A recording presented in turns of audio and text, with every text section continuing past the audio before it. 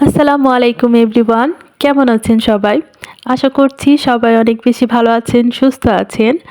আলহামদুলিল্লাহ আমিও আমার পরিবার নিয়ে বেশ ভালো আছি।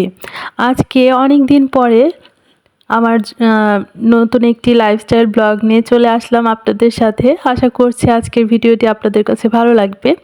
আজকে সকালবেলা রান্নাবান্না থেকেই আপনাদের সাথে ভিডিও শুরু করেছি। আর আজকে সকালবেলায় হচ্ছে শাক ভাজি করব। দেখতেই পাচ্ছেন এটা হচ্ছে একদম সব ধরনের মিক্সড যে শাকটা হয় না, ক্ষেতের থেকে তুলে নিয়ে আসা হয় সেই শাকগুলো, যেটাকে আমরা ল্যাটা পেটা শাক বা একদম মিক্সড শাক বলি আর কি, সব ধরনের মেশানো শাক।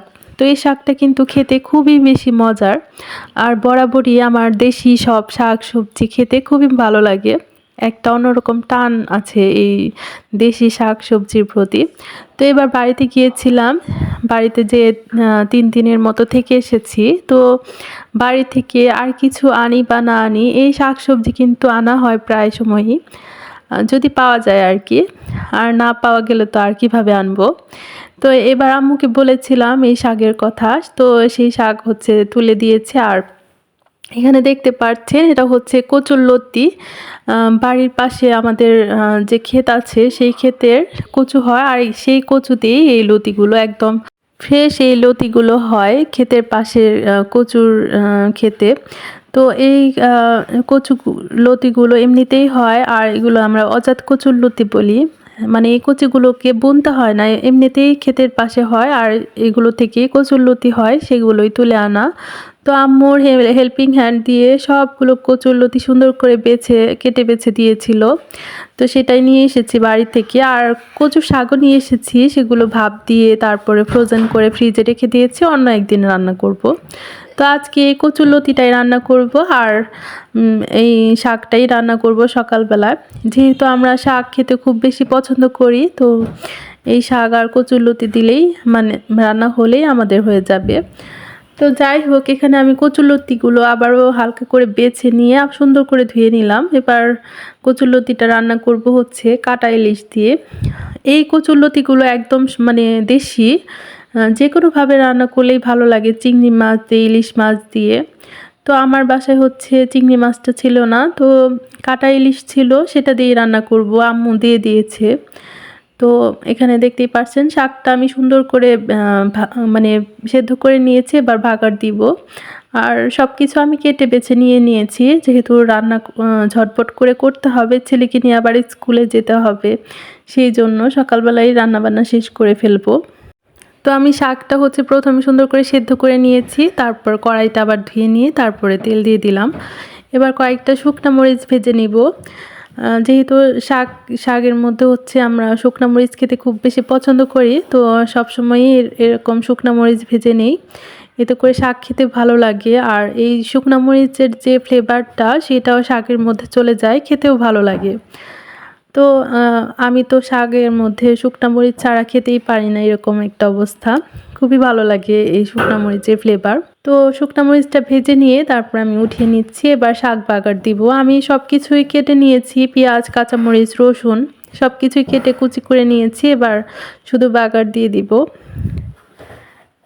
এই শাকটাতে সুন্দর করে বাগার দিতে হয়, বেশি তেলের পরিমাণটা একটু বেশি, আর হচ্ছে পেঁয়াজ আর রসুনের পরিমাণটাও একটু বেশি দিতে হয়, এতে খেতে ভালো লাগে। তো আমি কয়েকটা কাঁচামরিচ চিড়েও দিয়ে দিচ্ছি, আবার হচ্ছে কয়েকটা হচ্ছে এখন আস্ত কাঁচামরিচ 2টা দিয়ে দিলাম। এটা ডলে নিয়ে ভাত দিয়ে খেতেও ভালো লাগে। তো এখানে হচ্ছে আমি এবার সুন্দর করে এই বাগারের জন্য পেঁয়াজ আর রসুনটা ভালো করে ভেজে নিব। এবার সুন্দর করে ভাজা হয়ে গেলে যখন সুন্দর একটা কালার আসবে, ব্রাউন কালার, তখন হচ্ছে শাকটা দিয়ে দিব আমি। এই শাকটা খেতে খুবই মজার, আর এই শাকে প্রচুর পরিমাণে মানে ভিটামিন, খাওয়া খুবই ভালো, আর বাচ্চাদের জন্য তো আরও ভালো। তো আর দেখতেই পারছেন একদম সবুজ কালার শাকের। আর এই শাকটা অবশ্যই এরকমভাবে সবুজ সবুজ রেখে ভাজি করে নিতে হবে, তাহলে খেতে ভালো লাগে। আর শাকটা সত্যি এত মজা হয়েছিল যে এই শাকটা দিয়েই ভাত খাওয়া শেষ হয়ে যাবে এরকম, খুবই মজার। তো আমি শাকটা সুন্দর করে দেখতেই পাচ্ছেন ভাজি করে নিলাম। তো এই শাকটা এইভাবে ভাজি করে নিয়ে একবার ভাত খেয়ে দেখবেন, এক প্লেট ভাত কীভাবে শেষ হয়ে যায় আপনারা দেখতেই পারবেন না, বুঝতেই পারবেন না এরকম একটা। তো আমার শাকটা ভাজি করে নেওয়া হয়ে গেছে। এবার হচ্ছে আমি কচুরলতিটা রান্না করব। কচুরলতিটা রান্না করার জন্য আমি হচ্ছে কড়াইতে তো তেল দিয়ে দিয়েছি। এবার পেঁয়াজ, রসুন আর কাঁচামরিচ দিয়ে দিব। রসুনটা আমি কুচি করে দিয়েছি, যেহেতু রসুন বাটা ছিল না, আপনারা ইচ্ছে করলে বাটা ইউজ করতে পারবেন। তো রসুন আর পেঁয়াজটা কাঁচামরিচের সাথে সুন্দর করে ভেজে সব মশলা দিয়ে আমি তো মশলাটা কষিয়ে নিয়েছি। এখানে সব ধরনের মশলাই দিয়েছি আমি, শুধু আদা বাটা দেওয়া হয়নি। এখানে হচ্ছে আমি হলুদের গুঁড়া, ধনিয়া গুঁড়া, মরিচের গুঁড়া, সাথে সামান্য পরিমাণ জিরা গুঁড়া দিয়েছি। জিরা বাটাও দিলেও হয়, তো আমার কাছে জিরা গুঁড়া ছিল, কাঁচা জিরা, সেটাই দিয়ে দিয়েছি। আর সুন্দর করে মশলাটা কষিয়ে নিলাম। কষানো শেষ হয়ে গেলে আমি এখানে কাটা ইলিশটা দিয়ে ভালো করে কষিয়ে নিলাম। এবার হচ্ছে কচুলতিটা দিয়ে দিব। যেহেতু একদম চিকন দেশি লতি, এটা সেদ্ধ হতে অনেকটাই কম সময় লাগবে, খুব বেশি একটা সময় লাগে না, একদম চিকন চিকন লতিগুলো। তো সামান্য পরিমাণ এই তো মশলার সাথে মিক্সড করে সুন্দর করে ঢেকে রান্না করে নিলেই হবে সিদ্ধ হওয়া পর্যন্ত। আর এই কচুলতিটা একটু ঝাল ঝাল করেই রান্না করতে হয়, আমি একটু ঝাল ঝাল করেই রান্না করেছি। কাঁচামরিচের পরিমাণটাও বেশি দিয়েছি, আর একটু শুকনো মরিচও বেশি করেই দিয়েছি, যাতে করে ঝাল ঝাল হয়। এই কাটা ইলিশ বা লবণ ইলিশের এই কচুলতিটা হচ্ছে ঝাল ঝাল হলেই ভালো লাগে। দেখবেন যে এভাবে রান্না করে এক প্লেট ভাত কীভাবে শেষ হয়ে যায় আপনি বুঝতেই পারবেন না, এতটাই মজার। তো দেখতেই পারছেন আমি সুন্দর করে কচুলতিটা রান্না করে নিয়েছি, রান্নাটাও হয়ে গেছে। দেখতেই কিন্তু খুবই লোভনীয় হয়েছে, তাই না? তো আজকের ভিডিওটি এই পর্যন্তই থাকবে। আশা করছি ভিডিওটি ভালো লেগেছে।